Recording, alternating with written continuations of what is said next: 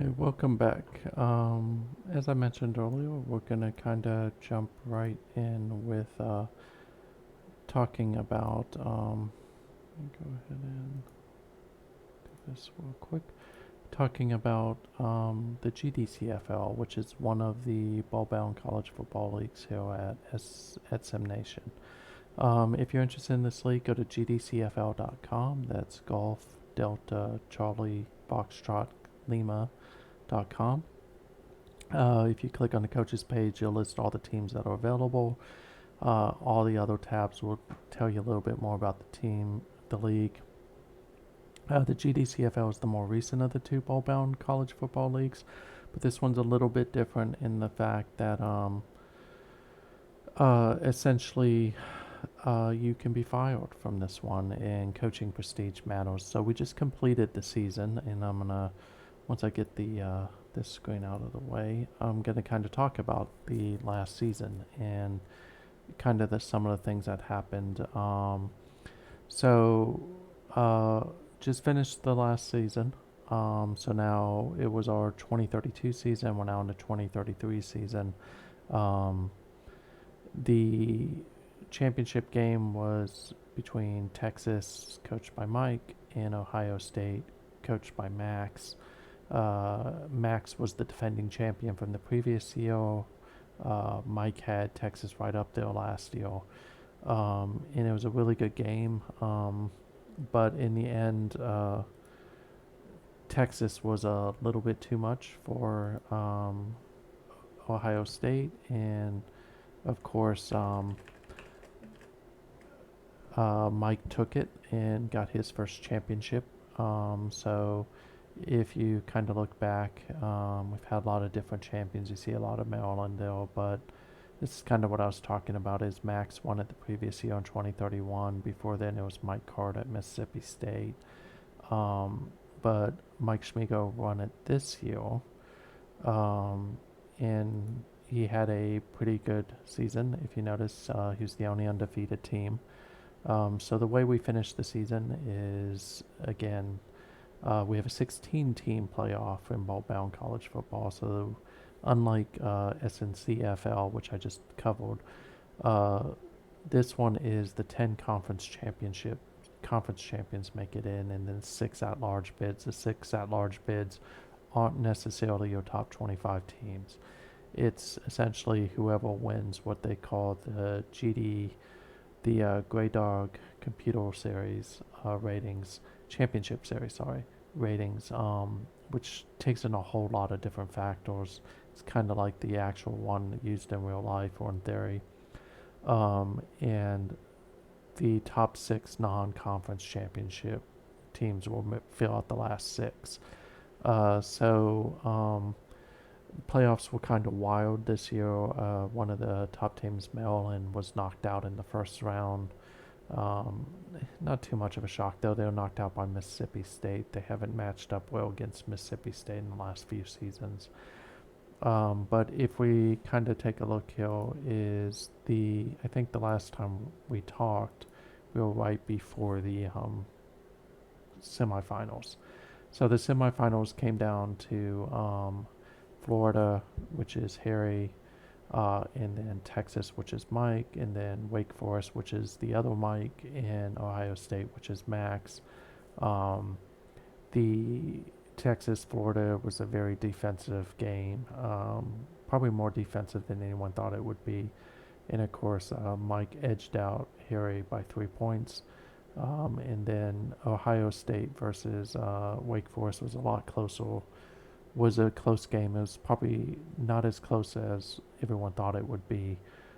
Still very close. And of course, Max edged out Mike. And then when you get into the final, um, it was a very good game. Texas jumped out to a lead early and looked like they were going to run away with it. Ohio State came back late, made a game of it, and of course only lost by 7. But Mike managed to nab his first championship, which is it speaks volumes. I have to go back and look, but I think that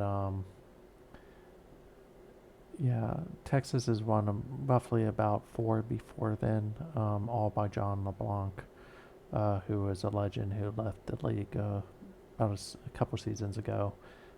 Made way for after 2028 season, he retired, handed over the reins to Mike. Mike did pretty well in his first season or two. And then, of course, he took them all the way to the championship to give them quite a big win. Um, so with the season over, and we were moving over and we're flipping to a new season. Um, there are some good teams that are open. TCU stands out as one of them. Kevin stepped down from there. Wisconsin is open. They're a very good team as well. And then there are a couple other ones. There won't be any big name firings this season, and I'm going to kind of talk about that here now. But so let me blow this up so everyone can see this. So the way it works in GDCFL is you can only be fired from your team if your team is above average in its status. I'm sorry, is higher than above average, and I think that would be like high to elite. There are only a few coaches that are in that category, so most coaches are safe, regardless of thing. But what has to happen is you have to have essentially a F over 3 seasons if you're in that high or higher, or you would need to you essentially would need to have a D over 5 seasons. And that's board expectations. We don't have anybody that fits that mold. We haven't fired anybody. Now, human coaches have fired themselves a lot in the past, but we haven't seen any of that. We actually are firing anybody based on the rules. So if we look at this season, at Akron, you have Dave Charles, who he's not eligible to be fired, so he can't be fired no matter what. He had one of the few Fs. And let's just be honest, Akron's a hard team to win with. They're a low prestige team. Unlike SNCFL or Draft Day Sports, college football, if you're a low prestige team, you can actually get better, and it's not that hard. Because you can still nab 3 stars. If you do it right and recruit the right players, you do position changes and things like that, you can actually make a team a very good team. Bowl-bound college football, that's not the case. If you're a low prestige team, life sucks.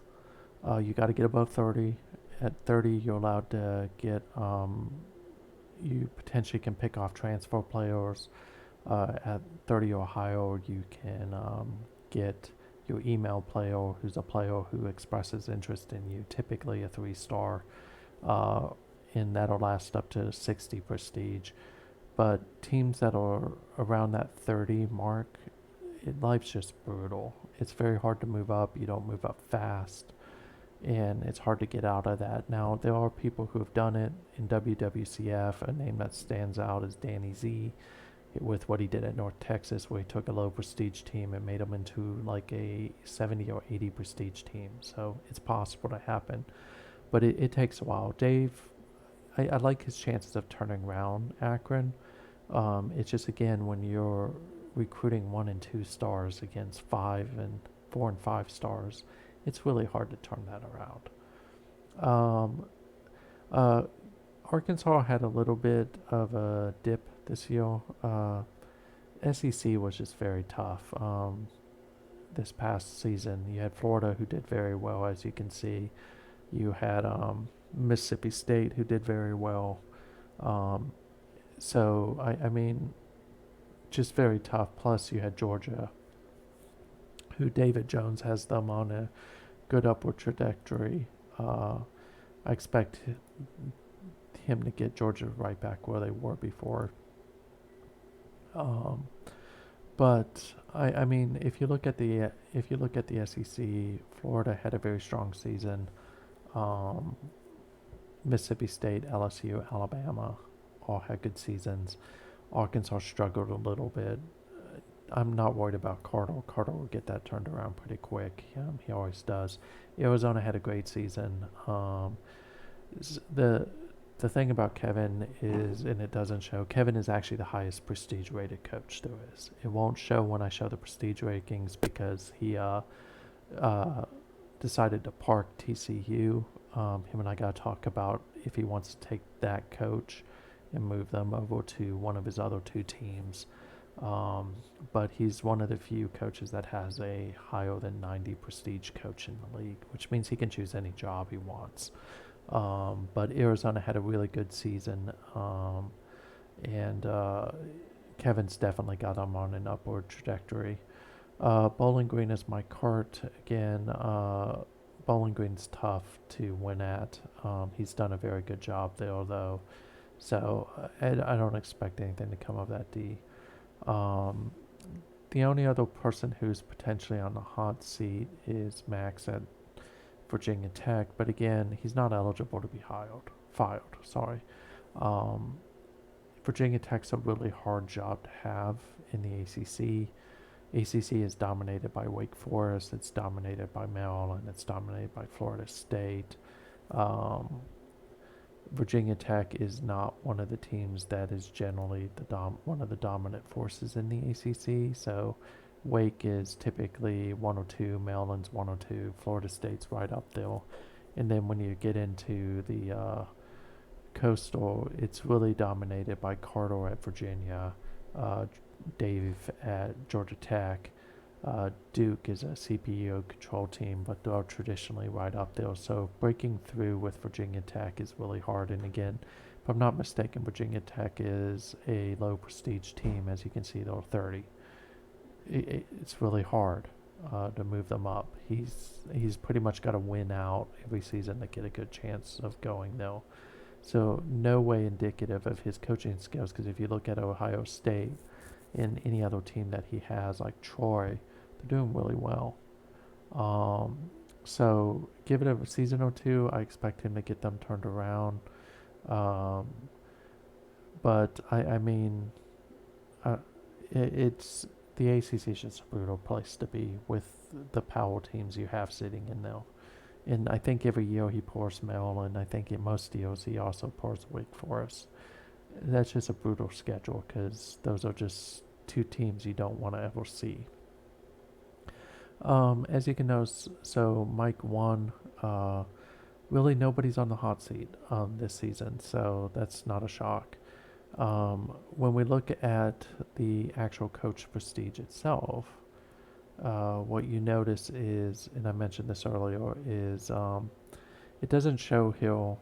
Kevin is still the top-rated coach. Caesar Ferry is another one. He retired this last season. But the top active one right now is Mike Cart with 93.2. Carter's just right under 90 with Arkansas at 89. And then you have me at Maryland. Maryland's on a downward trajectory. It doesn't show, and I think they have low expectations after winning so many championships. But Maryland's one of those teams where, I go back and forth every season about just giving them up because I haven't been doing as well recently as I should be. Kevin's on an upward trajectory. If you notice, he gained 4 prestige points from last season. And he's been doing that over. We'll talk about Notre Dame in a moment. That's even a bigger one for him. Mississippi State's on the rise. Michigan is on the rise. Michigan had a very good year last year for Phil. So I expect to keep seeing them rise, keep going up. Nigel is holding steady. Nigel is one of the longest standing coaches in the league. He's one of the best coaches. Florida State year over year has great recruiting classes, but again, he's stuck in a conference with Wake and Maryland, where the 3 teams just beat on each other. Notre Dame, Kevin has done a really good job with Notre Dame since he came back. He's probably the hottest coach at Notre Dame. I think he's 5-6 points every single season. That's pretty amazing. So Kevin's definitely on the rise. Same thing with Cincinnati with Harry. He got married last year. But he's still managing to get them to move up and do really well. He's already doing well at Florida. Rich at Kansas State's doing pretty well. Again, Mike has only been in the league for a little bit. The problem with coaching prestige is when you take a high prestige team. It's the same problem I have with Maryland. Maryland, I will never make it past 82 because Maryland's already high. Mike Inward with Texas. Texas is his dream team. Uh, he's never going to really get above that 50 number because what happens is Texas is above 90. I think they're like 95, 96. I can look that up. But the way prestige is determined is it's the difference of your prestige from one year to the next. If you're at 95, you are only going to go up like a point each season, which means that you're going to be capped. Because if you're at 95, you can only go to 100. That means you can only go up 5 points. So if you start at 50, you're only going to get to 55. And chances are you're going to go down. So don't read into that. Mike is one of the best coaches in the league. David's doing a good job with Georgia. He's got them back on track. Max is in a similar predicament as Mike Schmigo. There's only a finite amount he can move up because Ohio State is a top prestige team. So I need to look at that and figure out a different way of doing this because these coaches are really great. They should be high prestige coaches, but they'll never be able to move up under our current point system. So it's something I'm going to take a pretty hard look at. Other movers of note. I'm not talking about people going backwards. Would be Rich Troxel. So he was a long-standing coach at South Carolina. He decided to go to the other SC out on the West Coast, and he's done a pretty good job. Of course, Southern Cal for a long time was Scott Kyman, who's a legend in the league. He retired. Rich took them over, and he's been doing wonders with them since. So, kind of want to talk a little bit about where are we as we begin the new season.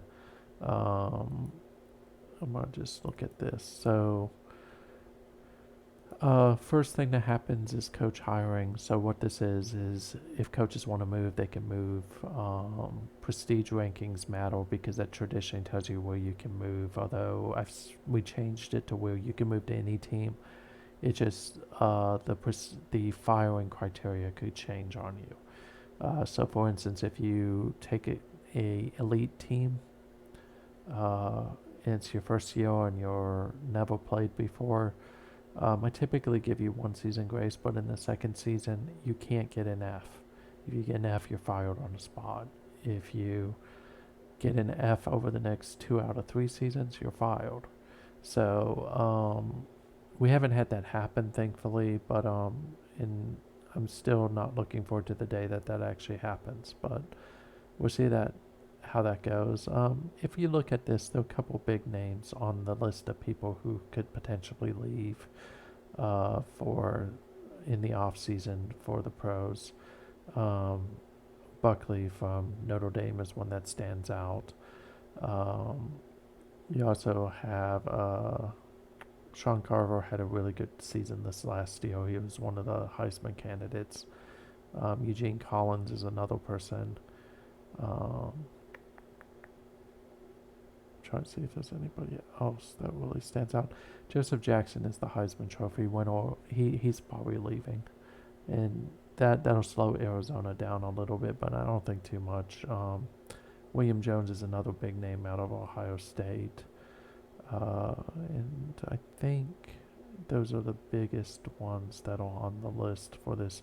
Michael Monk out of Maryland is a big name. Maryland just is going downhill. Part of that has to do is they haven't really recruited well at quarterback. It's a passing attack. I have been having to run the ball a lot though, which doesn't bode well when I get into the playoffs. So yeah, that's really the people who are looking to leave. Lots of good teams open. If you're interested, go to gdcfl.com. But I think great job this year to Mike for winning it all at Texas. Very good job by Max. He defended his championship very well. made it to the finals before he finally bowed out against Mike. And then you had Kevin at both Arizona and Notre Dame, who absolutely did fantastic. You have Mike Cart at Wake Forest and Mississippi State, both playoff teams. Of course, Wake going deep into the playoffs, made it to the semifinals. You have Harry, who had great seasons at Florida and Cincinnati. So really good year. We have a lot of quality teams open right now. So if you're interested, drop me a note. Let me know which team you're interested in. Now's about the right time to get started. Coach hiring will run on Tuesday, and then after that, we move into firing of your staff. So that's your offensive coordinators, your defensive coordinators. After that is transfers, and then of course we get into the recruiting of high school and JUCOs, which is about 10 sims before we'll start to move towards the new season. So probably got a month or two before we're actually into the new season. So that's kind of GDCFL. If you go to SimNation, there's a forum there. We also have Slack for GDCFL and of course Discord. So if you have an interest, drop a like. I'm sorry, drop me a note. But also, if you want to like this video, follow the channel. We'll talk about different SimNation sports leagues that we have, and again, it's a pretty diverse thing. We're adding a couple new leagues in the next few weeks, but that is it for GDCFL.com. So I'm going to take a quick 1 or 2 minute break, and then I'm going to jump over and talk about the last one, which will be WWCF, which is the other bowl bound college football league.